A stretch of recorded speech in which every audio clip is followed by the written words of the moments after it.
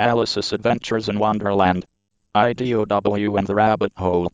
Alice was beginning to get very tired of sitting by her sister in the bank, and of having nothing to do.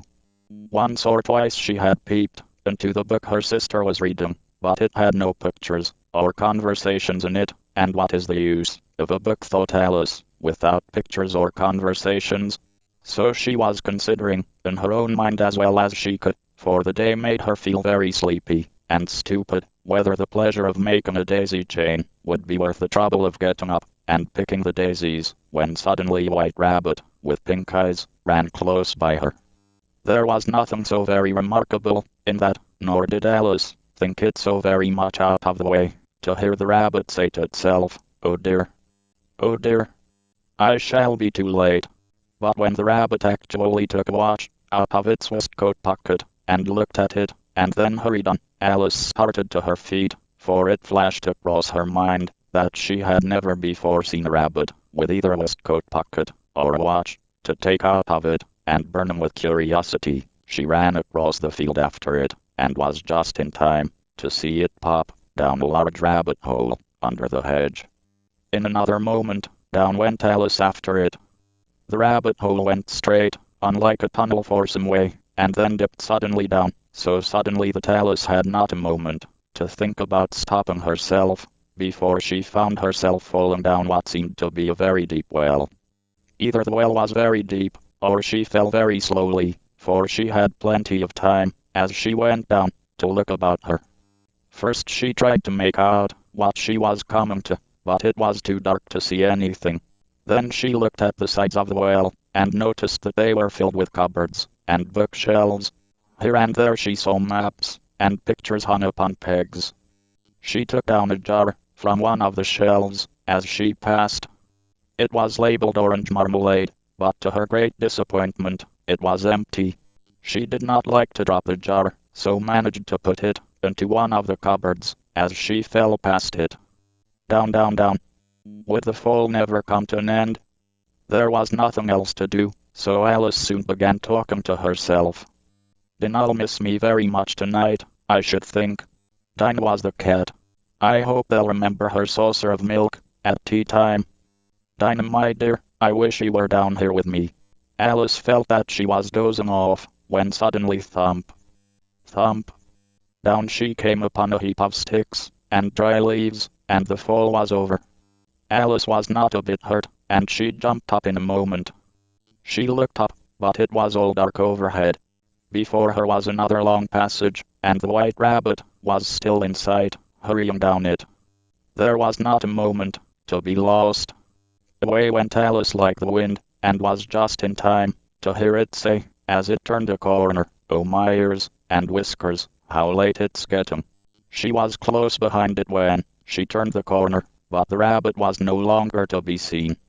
She found herself in a long, low hall, which was lit up by a row of lamps hanging from the roof. There were doors all round the hall, but they were all locked.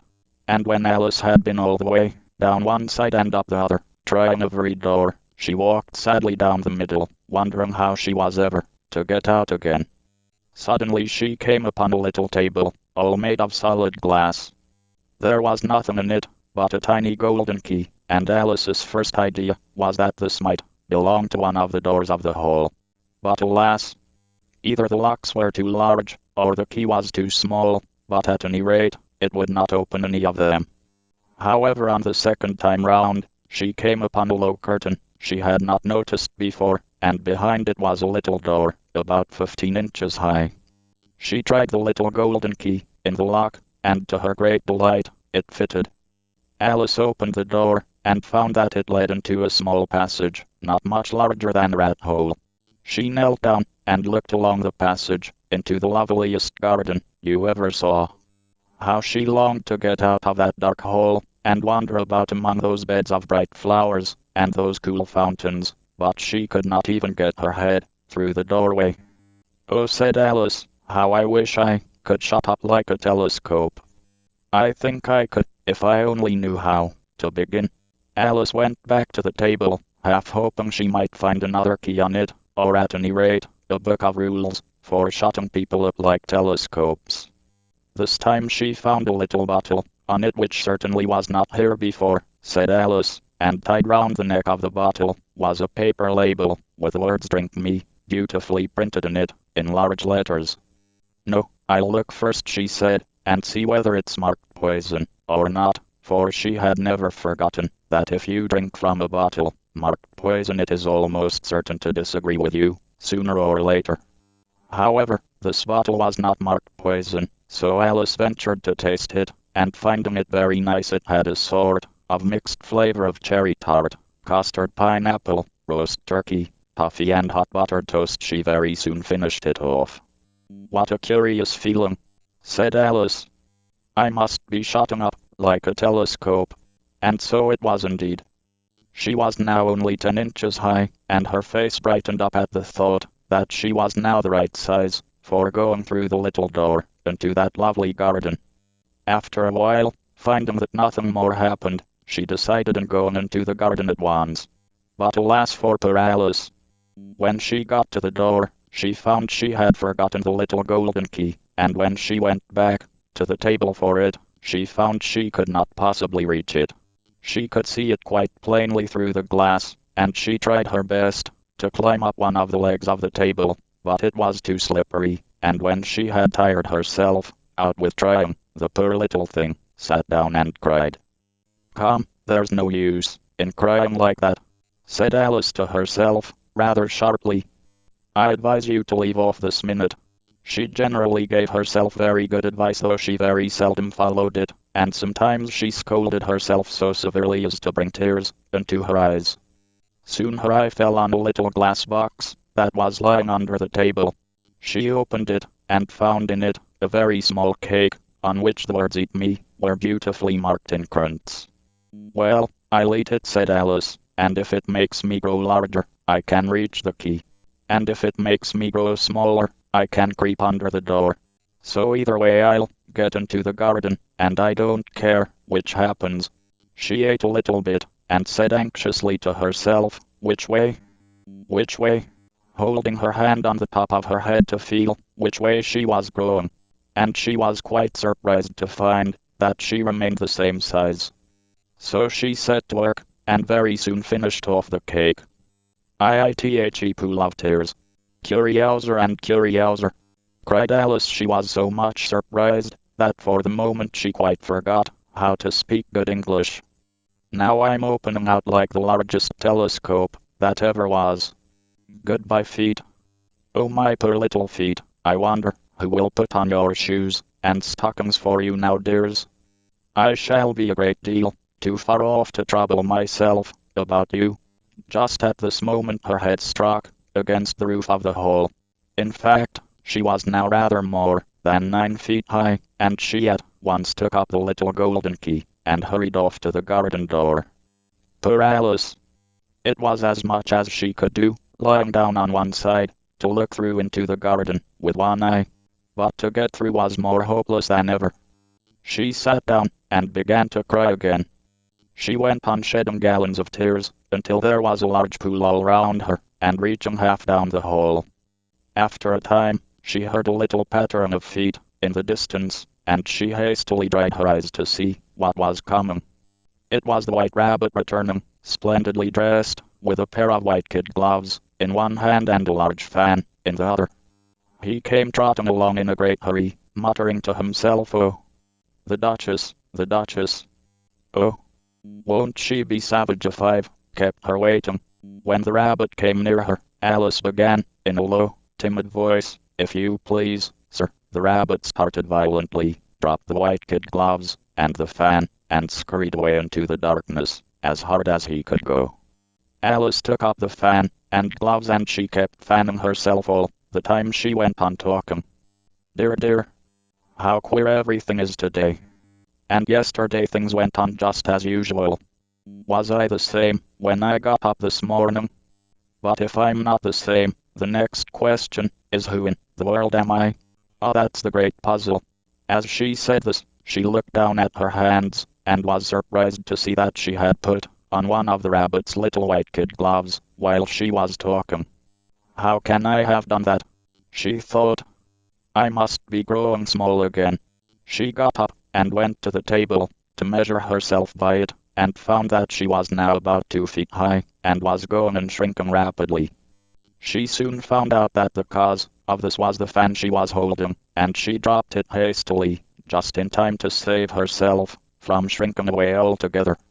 "That was a narrow escape," said Alice, a good deal frightened at the sudden change, but very glad to find herself still in existence.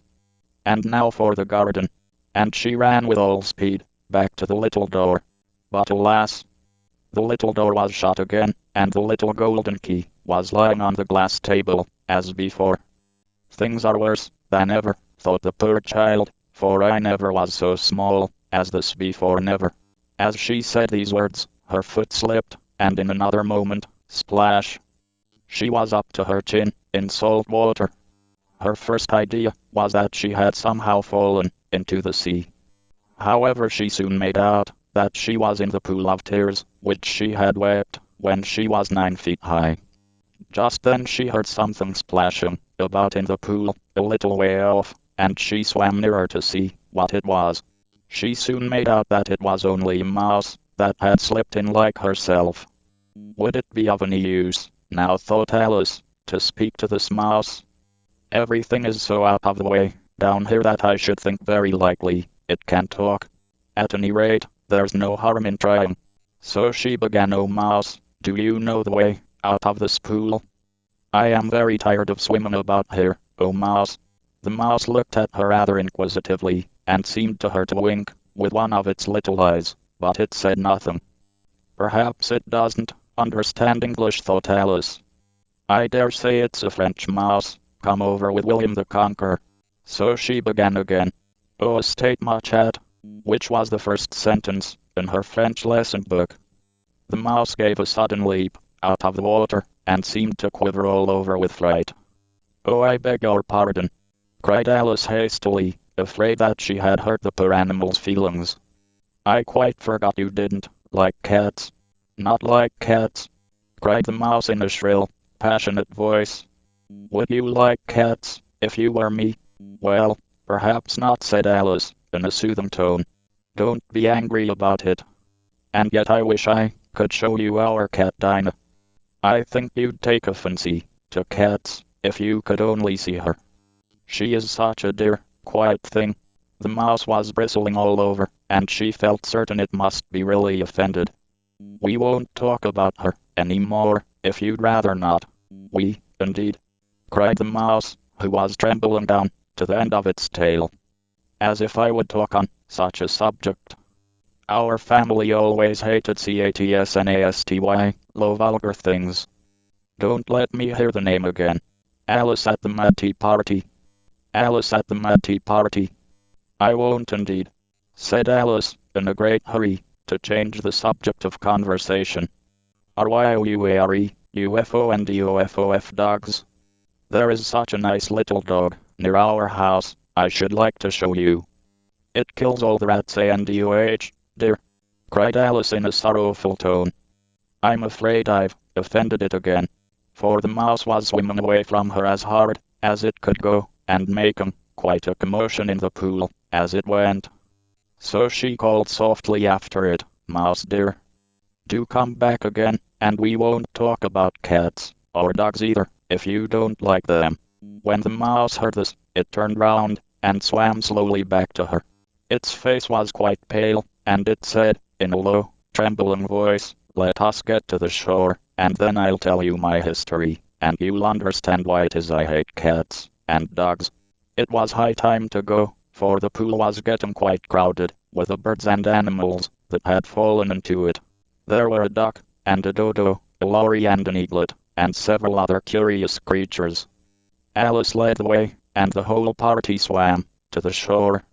A caucus race, and a long tail.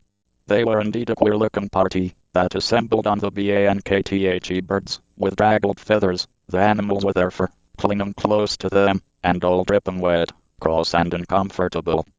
The first question, of course, was how to get dry again. They had a consultation about this, and after a few minutes, it seemed quite natural to Alice to find herself talking familiarly with them, as if she had known them all her life.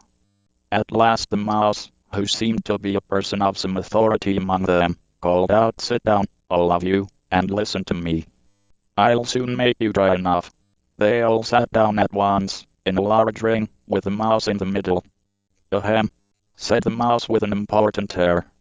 "Are you all ready? This is the driest thing I know.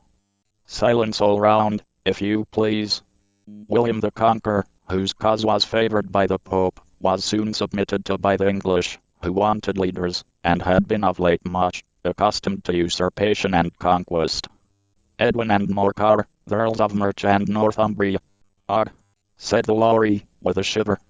"And even Stigand, the patriotic Archbishop of Canterbury, found it advisable." "Found what?" said the Duck.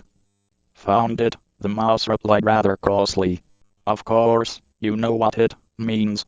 "I know what it means well enough, when I find a thing," said the Duck. "It's generally a frog, or a worm. The question is, what did the Archbishop find?" The Mouse did not notice this question, but hurriedly went on, "Found it advisable to go with Edgar Atheling to meet William, and offer him the crown. How are you getting on now, my dear?" it continued, turning to Alice as it spoke. "As wet as ever," said Alice in a melancholy tone. "It doesn't seem to dry me, at all." "In that case," said the Dodo solemnly, rising to its feet, "I move that the meeting adjourn, for the immediate adoption of more energetic remedies." "Speak English," said the Eaglet. "I don't know the meaning of half those long words, and what's more, I don't believe you do either." "What I was going to say," said the Dodo in an offended tone, "is that the best thing to get us dry would be a caucus race." "What is a caucus race?" said Alice. "Why," said the Dodo, "the best way to explain it is to do it. First it marked out a race course, in a sort of circle, and then all the party were placed along the course, here and there. There was no 1, 2, 3 and away. But they began running when they liked and left off when they liked, so that it was not easy to know when the race was over. However, when they had been running half an hour or so, and were quite dry again, the Dodo suddenly called out, 'The race is over.' And they all crowded round it, panting and asking, 'But who has won?' This question the Dodo could not answer, without a great deal of thought. At last it said, 'Everybody has won, and all must have prizes.' 'But who is to give the prizes?' quite a chorus of voices asked. 'Why, she, of course,' said the Dodo, pointing to Alice with one finger. And the whole party at once crowded round her, calling out, in a confused way, 'Prizes! Prizes!' Alice had no idea what to do, and in despair she put her hand into her pocket, and pulled out a box of comfits. Luckily the salt water had not got into it, and handed them round as prizes. There was exactly 1 apiece, all round. The next thing was to eat the comfits. This caused some noise and confusion, as the large birds complained that they could not taste theirs, and the small ones choked and had to be patted on the back. However, it was over at last, and they sat down again in a ring, and begged the Mouse to tell them something more. "You promised to tell me your history, you know," said Alice, "and why it is UHATEC, and D," she added in a whisper, half afraid that it would be offended again. "Mine is a long and a sad tale," said the Mouse, turning to Alice and sighing. "It is a long tale, certainly," said Alice, looking down with wonder at the Mouse's tail, "but why do you call it sad?" And she kept on puzzling about it, while the Mouse was speaking, so that her idea of the tale was something like this. Fury said to Mouse that he met in the house, "Let us both go to law. I will prosecute you. I'll take no denial. We must have the trial. For really this morning I've nothing to do." Said the Mouse to the Cur, "Such a trial, dear sir, with no jury or judge, would be wasting our breath." "I'll be judge, I'll be jury," said cunning old Fury. "I'll try the whole cause, and condemn you to death." "You are not attending," said the Mouse to Alice, severely. "What are you thinking of?" "I beg your pardon," said Alice very humbly, "you had got to the 5th bend, I think." "You insult me by talking such nonsense," said the Mouse, getting up and walking away. "Please come back and finish your story," Alice called after it. And the others all joined in chorus, Yes, please do. But the mouse only shook its head impatiently, and walked a little quicker. I wish I had Dinah, our cat, here, said Alice. This caused a remarkable sensation among the party. Some of the birds hurried off at once, and a canary called out in a trembling voice to its children, "Come away, my dears. It's high time you were all in bed." On various pretexts they all moved off, and Alice was soon left alone. I wish I hadn't mentioned Dinah. Nobody seems to like her down here, and I'm sure she's the best cat in the world. Poor Alice began to cry again, for she felt very lonely and low-spirited. In a little while, however, she again heard a little pattern of footsteps in the distance, and she looked up eagerly. "IVTHE Rabbit sends in a little bill." It was the White Rabbit, trotting slowly back again, and looking anxiously about as it went, as if it had lost something. Alice heard it muttering to itself, "The Duchess. The Duchess. Oh my dear paws. Oh my fur and whiskers. Shall get me executed, as sure as ferrets are ferrets. Where can I have dropped them, I wonder?" Alice guessed in a moment that it was looking for the fan and the pair of white kid gloves, and she very good-naturedly began hunting about for them, but they were nowhere. Seneverything seemed to have changed since her swim in the pool, and the great hall, with the glass table and the little door, had vanished completely. Very soon the rabbit noticed Alice, and called to her, in an angry tone, "Why, Mary Ann, what are you doing out here? Run home this moment, and fetch me a pair of gloves, and a fan. Quick now." "He took me for his housemaid," said Alice, as she ran off. "How surprised he'll be when he finds out who I am." As she said this, she came upon a neat little house, on the door of which was a bright brass plate, with the name W. Rabbit engraved upon it. She went in without knocking, and hurried upstairs, in great fear lest she should meet the real Mary Ann, and be turned out of the house before she had found the fan and gloves. By this time, Alice had found her way into a tidy little room, with a table in the window, and on it a fan and 2 or 3 pairs of tiny white kid gloves. She took up the fan and a pair of the gloves, and was just going to leave the room, when her eyes fell upon a little bottle that stood near the looking-glass. She uncorked it, and put it to her lips, saying to herself, "I do hope it'll make me grow large again, for really, I'm quite tired of being such a tiny little thing."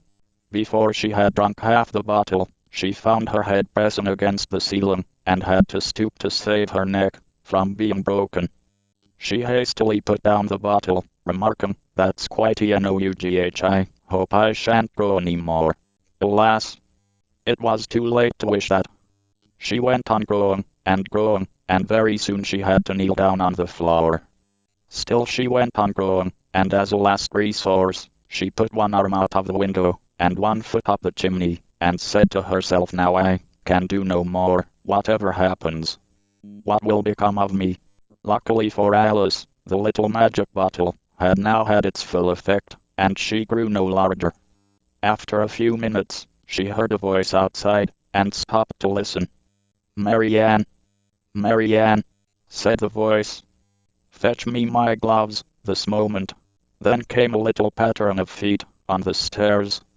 Alice knew it was the rabbit, coming to look for her, and she trembled till she shook the house, quite forgetting that she was now about 1,000 times as large as the rabbit, and had no reason to be afraid of it. Presently the rabbit came up to the door, and tried to open it. But as the door opened inwards, and Alice's elbow was pressed hard against it, that attempt proved a failure. Alice heard it say to itself, "Then I'll go round and get in at the window." "That you won't," thought Alice, and after waiting till she fancied she heard the rabbit just under the window, she suddenly spread out her hand, and made a snatch in the air. She did not get hold of anything, but she heard a little shriek, and a fall, and a crash of broken glass, from which she concluded that it was just possible it had fallen into a cucumber frame, or something of that sort. Next came an angry voice, "Rabbit's Pat. Pat, where are you?" And then a voice she had never heard before. "Sure then, I'm here." digging for apples, your honor. Here, come and help me out of this. Now tell me, Pat, what's that in the window? Sure, it's an arm, your honor. Well, it's got no business there, at any rate. Go and take it away. There was a long silence, after this, and Alice could only hear whispers now and then, and at last, she spread out her hand again, and made another snatch in there. This time, there were two little shrieks, and more sounds of broken glass. I wonder what they'll do next, thought Alice. As for pulling me out of the window, I only wish they could. She waited for some time, without hearing anything more. At last came a rumbling of little cartwheels, and the sound of a good many voices all talking together. She made out the words, "Where's the other ladder? Bill's got the OTHERBILL. Here, Bill. Will the roof be ARWHO? Is to go down the CHIMNEYNAY. I shan't. You do it. Here, Bill. The master says you've got to go down the chimney." Alice drew her foot as far down the chimney as she could and waited till she heard a little animal scratching and scrambling about in the chimney close above her. Then she gave one sharp kick and waited to see what would happen next.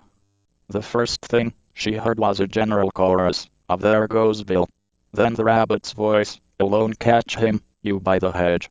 Then silence, and then another confusion of voices. "Hold up, his HEADBRANDYNOWDONT, choke HIMWHAT, happened to you?"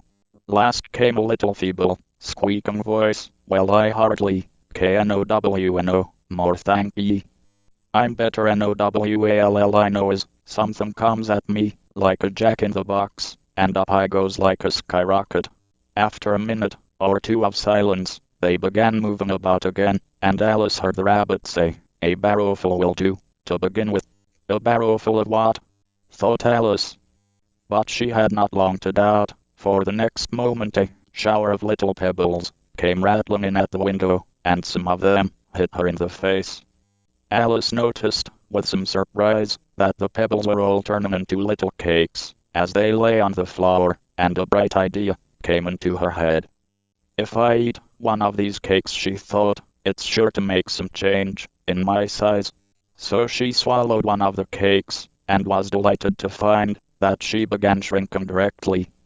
As soon as she was small enough to get through the door, she ran out of the house and found quite a crowd of little animals and birds waiting outside.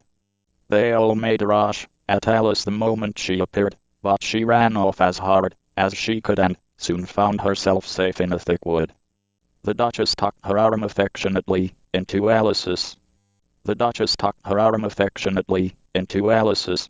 "The first thing I've got to do," said Alice to herself, as she wandered about in the wood, "is to grow to my right size again. And the second thing is to find my way into that lovely garden. I suppose I ought to eat or drink something or other, but the great question is what?" Alice looked all around her, at the flowers and the blades of grass, but she could not see anything that looked like the right thing to eat or drink under the circumstances. There was a large mushroom growing near her, about the same height as herself. She stretched herself up on tiptoe and peeped over the edge, and her eyes immediately met those of a large blue caterpillar that was sitting on the top, with its arms folded, quietly smoking a long hookah, and taking not the smallest notice of her, or of anything else. VADVICE, from a caterpillar.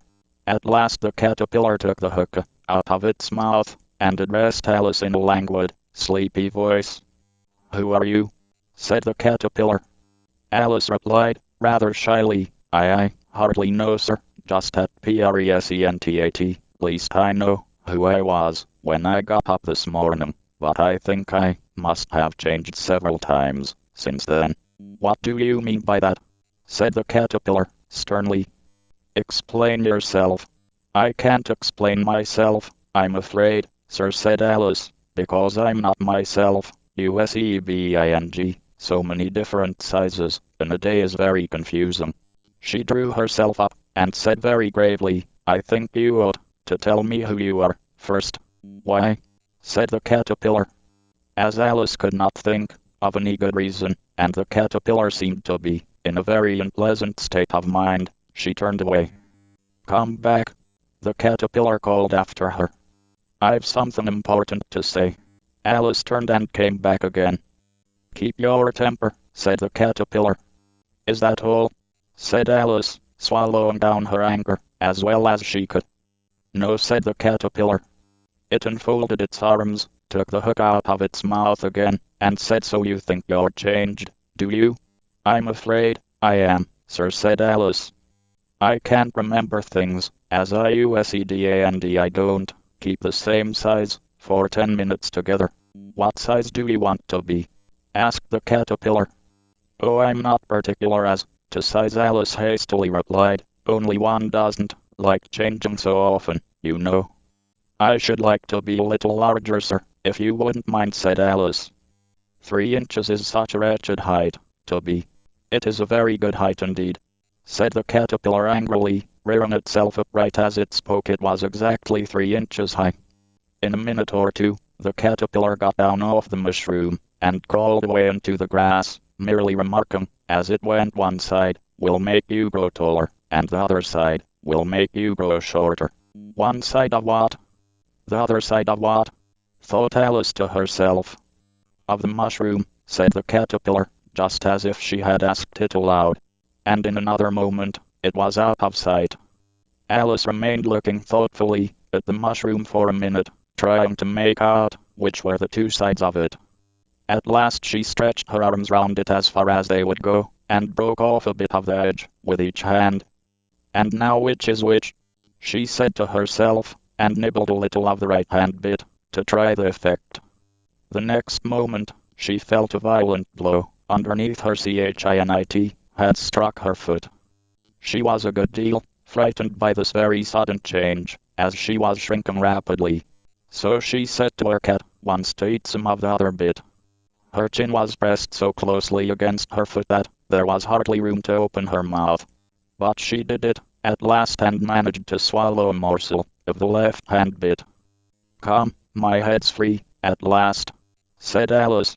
But all she could see, when she looked down, was an immense length of neck, which seemed to rise like a stalk out of a sea of green leaves that lay far below her. "Where have my shoulders got to?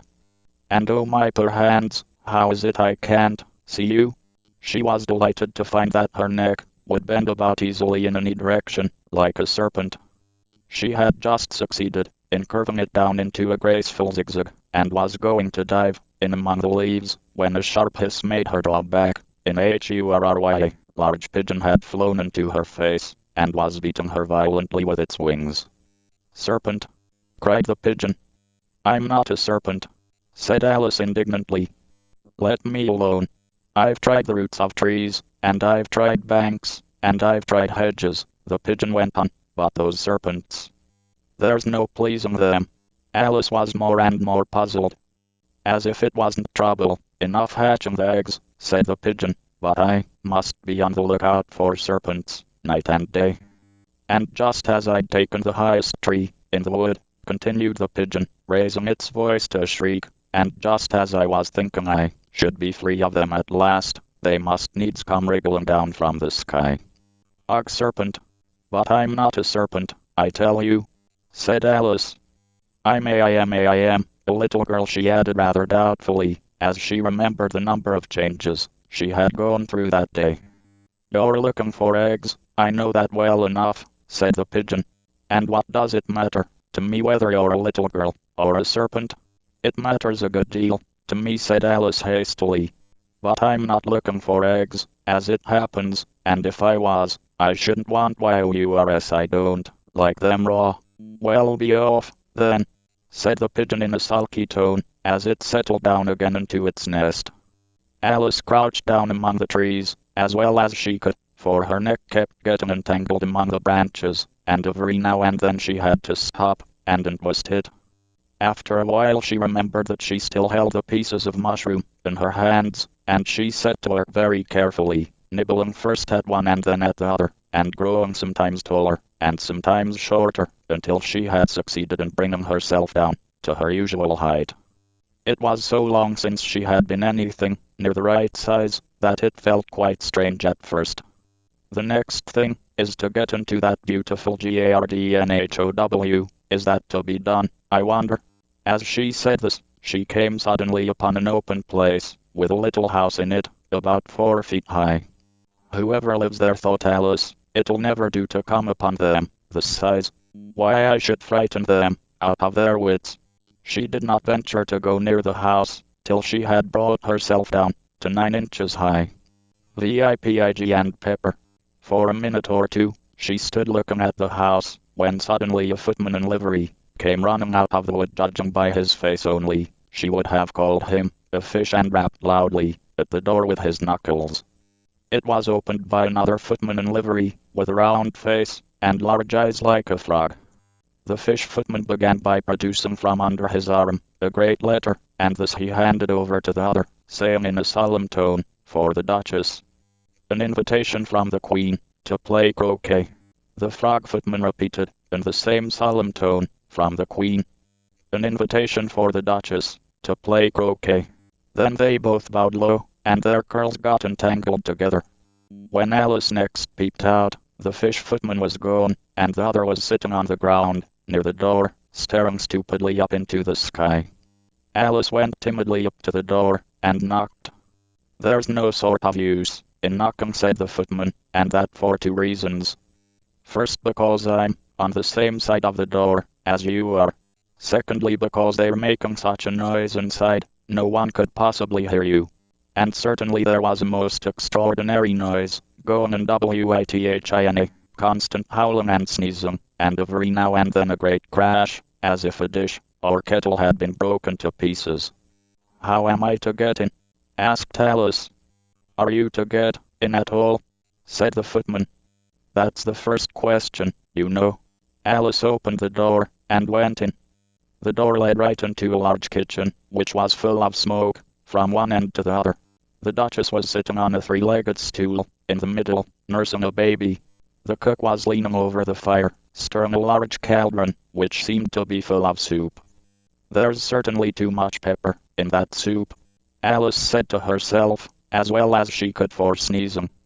Even the Duchess sneezed occasionally. And as for the baby, it was sneezing and howling alternately, without a moment's pause. The only 2 creatures in the kitchen that did not sneeze were the cook and a large cat, which was grinning from ear to ear. "Please would you tell me," said Alice, a little timidly, "why your cat grins like that?" "It's a Cheshire cat," said the Duchess, "and that's why." "I didn't know that Cheshire cats always grinned. In fact, I didn't know that cats could grin," said Alice. "You don't know much," said the Duchess, "and that's a fact." Just then the cook took the cauldron of soup off the fire, and at once set to work throwing everything within her reach at the Duchess, and the BABYTHE fire irons came first. Then followed a shower of saucepans, plates and dishes.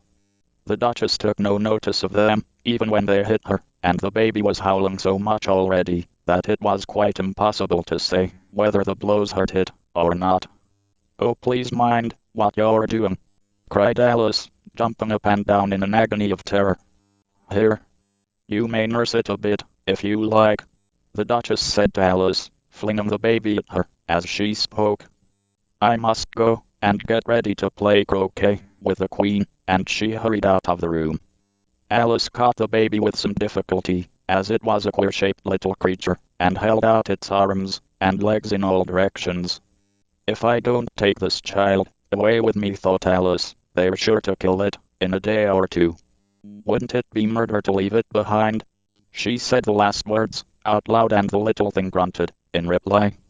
"If you're going to turn into a pig, my dear," said Alice, "I'll have nothing more to do with you. Mind now." Alice was just beginning to think to herself now, "What am I to do with this creature when I get it home?" when it grunted again so violently that Alice looked down into its face in some alarm. This time, there could be no mistake about it. It was neither more nor less than a pig. So she set the little creature down, and felt quite relieved to see it trot away quietly into the wood. Alice was a little startled by seeing the Cheshire cat sitting on a bough of a tree a few yards off. The cat only grinned when it saw her. "Cheshire Poss," began Alice, rather timidly, "would you please tell me which way I ought to go from here. In that direction, the cat said, waving the right paw round, lives a hatter. And in that direction, waving the other paw, lives a March hare. Visit either you like. They were both mad. But I don't want to go among mad people, Alice remarked. Oh, you can't help that, said the cat. We're all mad here. Do you play croquet with the Queen today? I should like it very much, said Alice, but I haven't been invited yet. You'll see me there, said the cat, and vanished. Alice had not gone much farther before she came in sight of the house of the March hare. It was so large a house that she did not like to go near till she had nibbled some more of the left-hand bit of mushroom. VII, mad tea party. There was a table set up under a tree in front of the house, and the March hare and the hatter were having tea at it. A dormouse was sitting between them, fast asleep. The table was a large one, but the three were all crowded together at one corner of it. No room. No room. They cried out when they saw Alice coming. There's plenty of room, said Alice indignantly, and she sat down in a large armchair at one end of the table. The hatter opened his eyes very wide on hearing this, but all he said was wise a raven, like a writing desk. I'm glad they've begun asking our IDDLES. I believe I can guess that, she added aloud. Do you mean that you think you can find out the answer to it? Said the March hare. Exactly so, said Alice. Then you should say what you mean, the March hare went on. I do, Alice hastily replied. At leastat, least I mean what isaythat is the same thing, you know. You might just as well say, added the dormouse, which seemed to be talking in its sleep, that I breathe when I sleep is the same thing as I sleep when I breathe. It is the same thing with you, said the hatter, and he poured a little hot tea upon its nose. The dormouse shook its head impatiently, and said, without opening its eyes, of course. Just what I was going to remark myself. Have you guessed the riddle yet? The hatter said, turning to Alice again. No, I give it up, Alice replied. What's the answer? I haven't the slightest idea, said the hatter. Nor I, said the March hare. Alice gave a weary sigh. I think you might do something better with the time, she said, than wasting it in asking riddles that have no answers. Take some more tea, the March hare said to Alice, very earnestly. I've had nothing yet, Alice replied in an offended tone, so I can't take more. You mean you can't take less, said the hatter.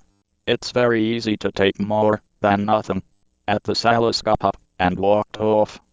The dormouse fell asleep instantly, and neither of the others took the least notice of her going, though she looked back once or twice. The last time she saw them, they were trying to put the dormouse into the teapot. The trial of the Knave of Hearts. The trial of the Knave of Hearts. At any rate, I'll never go there again, said Alice, as she picked her way through the wood. It's the stupidest tea party I ever was at in all my life. Just as she said this, she noticed that one of the trees had a door leading right into it. That's very curious, she thought. I think I may as well go in at once. And in she went.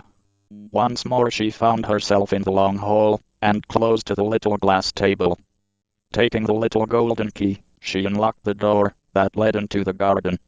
Then she set to work nibbling at the mushroom she had kept, a piece of it in her pocket, till she was about a foot high.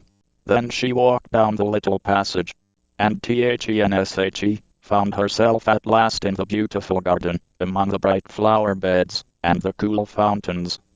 Queen's Croquet Ground. A large rose tree stood near the entrance of the garden. The roses growing in it were white, but there were 3 gardeners at it, busily painting them red. Suddenly their eyes chanced to fall upon Alice, as she stood watching them. Would you tell me, please, said Alice, a little timidly, why you are painting those roses? 5 and 7 said nothing, but looked at Tutu, began in a low voice, why, the fact is, you see, miss, this here ought to have been a red rose tree, and we put a white one in by mistake. And if the Queen was to find it out, we should all have our heads cut off, you know. So you see, miss, we're doing our best, before she comes to. At this moment, 5 who had been anxiously looking across the garden called out the Queen. The Queen! And the 3 gardeners instantly threw themselves flat upon their faces. There was a sound of many footsteps, and Alice looked round, eager to see the Queen. First came 10 soldiers carrying clubs, with their hands and feet at the corners. Next the 10 courtiers. These were ornamented all over with diamonds. After these came the royal children. There were 10 of them, all ornamented with hearts. Next came the guests, mostly kings and queens, and among them Alice recognized the White Rabbit. Then followed the Knave of Hearts, carrying the king's crown on a crimson velvet cushion. And last of all this grand procession came the King and the Queen of Hearts. When the procession came opposite to Alice, they all stopped and looked at her, and the Queen said severely, "Who is this?" She said it to the Knave of Hearts, who only bowed and smiled in reply. "My name is Alice, so please your majesty," said Alice very politely. But she added to herself, "Why, they're only a pack of cards, after all." "Can you play croquet?" shouted the Queen. The question was evidently meant for Alice. "Yes," said Alice loudly. "Come on, then," roared the Queen. "It's a very fine day," said a timid voice to Alice. She was walking by the White Rabbit, who was peeping anxiously into her face. "Very," said Alice. "Where's the Duchess?" "Hush, hush," said the Rabbit. "She's under sentence of execution." "What for?" said Alice. "She boxed the Queen's ears," the Rabbit began. "Get to your places," shouted the Queen in a voice of thunder, and people began running about in all directions, tumbling up against each other. However, they got settled down in a minute or two, and the game began. Alice thought she had never seen such a curious croquet ground in her life.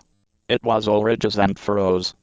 The croquet balls were live hedgehogs, and the mallets live flamingos, and the soldiers had to double themselves up and stand on their hands and feet to make the arches. The players all played at once, without waiting for turns, quarreling all the while, and fighting for the hedgehogs. And in a very short time, the Queen was in a furious passion, and went stamping about and shouting, "Off with his head!" or "Off with her head!" about once in a minute. "They're dreadfully fond of beheading people," here thought Alice. "The great wonder is that there's anyone left alive." She was looking about for some way of escape, when she noticed a curious appearance, and there. "It's the Cheshire Cat," she said to herself. "Now I shall have somebody to talk to." "How are you getting on?" said the cat. "I don't think they play at all fairly," Alice said, in a rather complaining tone. "And they all quarrel so dreadfully one can't hear oneself speak. They don't seem to have any rules in particular." "How do you like the Queen?" said the cat in a low voice. "Not at all," said Alice. Alice thought she might as well go back and see how the game was going on. So she went off in search of her hedgehog. The hedgehog was engaged in a fight with another hedgehog, which seemed to Alice an excellent opportunity for cricketing one of them with the other. The only difficulty was that her flamingo was going across to the other side of the garden, where Alice could see it trying, in a helpless sort of way, to fly up into a tree. She caught the flamingo and tucked it away under her arm, that it might not escape again.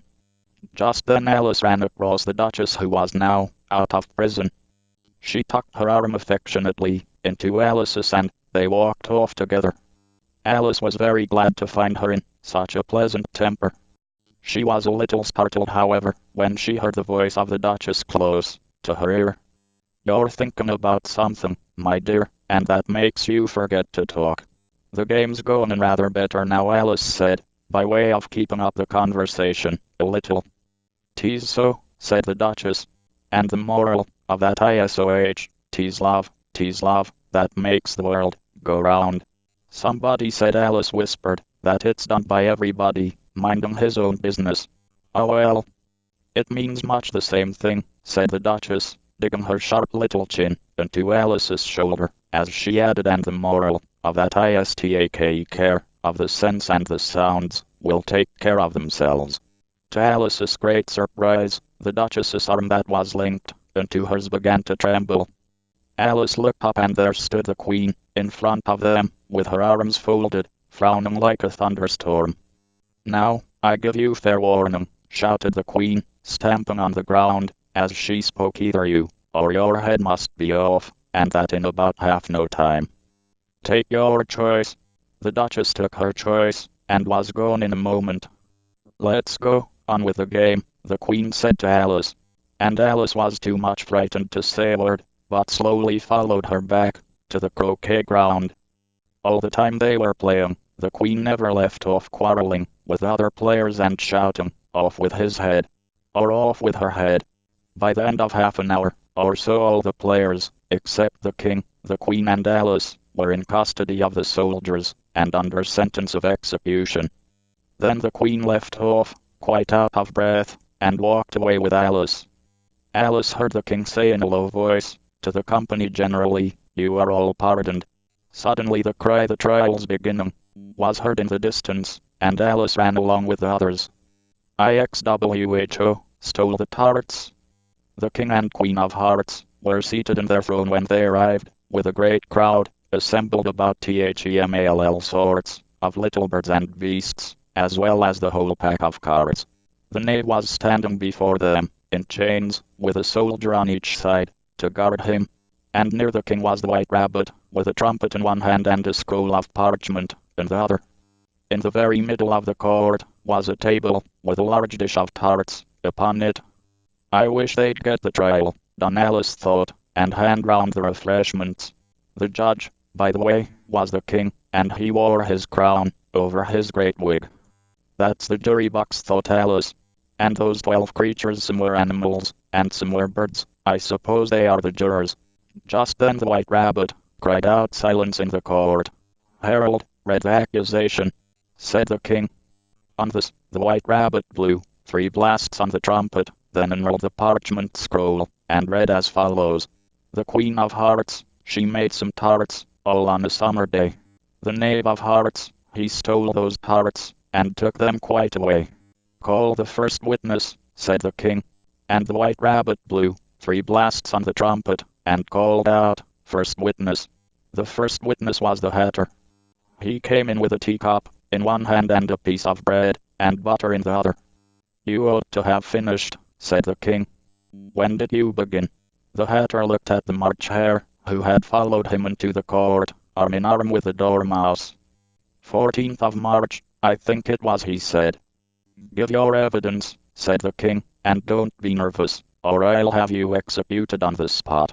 This did not seem to encourage the witness at all.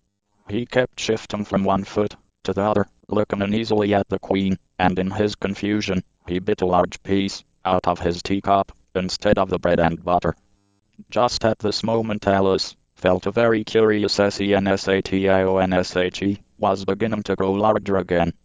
The miserable Hatter dropped his teacup and bread and butter, and went down on one knee. "I'm a poor man, your Majesty," he began. "You're a very poor speaker," said the King. "You may go," said the King, and the Hatter hurriedly left the court. "Call the next witness," said the King. The next witness was the Duchess's cook. She carried the pepper box in her hand, and the people near the door began sneezing all at once. "Give your evidence," said the King. "Shan't," said the cook. The King looked anxiously at the White Rabbit, who said, in a low voice, "Your Majesty must cross-examine this witness." "Well, if I must, I must," the King said. "What are tarts made of?" "Pepper, mostly," said the cook. For some minutes the whole court was in confusion, and by the time they had settled down again, the cook had disappeared. "Never mind," said the King. "Call the next witness." Alice watched the White Rabbit as he fumbled over the list. Imagine her surprise when he read out, at the top of his shrill little voice, the name Alice. "XALICE's evidence." "Here!" cried Alice. She jumped up in such a hurry that she tipped over the jury box, upsetting all the dreaming on to the heads of the crowd below. "Oh, I beg your pardon," she exclaimed in a tone of great dismay. "The trial cannot proceed," said the King, "until all the dreaming are back in their proper PLACESALL," he repeated with great emphasis, looking hard at Alice. "What do you know about this business?" the king said to Alice. "Nothing whatever," said Alice. The king then read from his book. Rule 42. All persons more than a mile high to leave the court. "I'm not a mile high," said Alice. "Nearly 2 miles high," said the queen. "Well, I shan't go, at any rate," said Alice. The king turned pale and shut his notebook hastily. "Consider your verdict," he said to the jury, in a low, trembling voice. "There's more evidence to come yet, please your majesty," said the White Rabbit, jumping up in a great hurry. "This paper has just been picked up. It seems to be a letter, written by the prisoner to somebody." He unfolded the paper as he spoke and added, "It isn't a letter, after all. It's a set of verses." "Please, your majesty," said the knave, "I didn't write it, and they can't prove that I did. There's no name signed at the end. You must have meant some mischief, or else you'd have signed your name, like an honest man," said the king. There was a general clapping of hands at this. "Read them," he added, turning to the White Rabbit. There was dead silence in the court whilst the White Rabbit read out the verses. "That's the most important piece of evidence we've heard yet," said the king. "I don't believe there's an atom of meaning in it," ventured Alice. "If there's no meaning in it," said the king, "that saves a world of trouble, you know, as we needn't try to find any. Let the jury consider their verdict." "No, no," said the queen. "Sentence FIRSTVERDICT, afterwards." "Stuff and nonsense," said Alice loudly. "The idea of having the sentence first." "Hold your tongue," said the queen, turning purple. "I won't," said Alice. "Off with her head," the queen shouted at the top of her voice. Nobody moved. "Who cares for you?" said Alice. She had grown to her full size by this time. "You're nothing but a pack of cards." At this, the whole pack rose up in the air and came flying down upon her. She gave a little scream, half of fright and half of anger, and tried to beat them off, and found herself lying on the bank, with her head in the lap of her sister, who was gently brushing away some dead leaves that had fluttered down from the trees upon her face. "Wake up, Alice dear," said her sister. "Why, what a long sleep you've had." "Oh, I've had such a curious dream," said Alice. And she told her sister, as well as she could remember them, all these strange adventures of hers that you have just been reading about.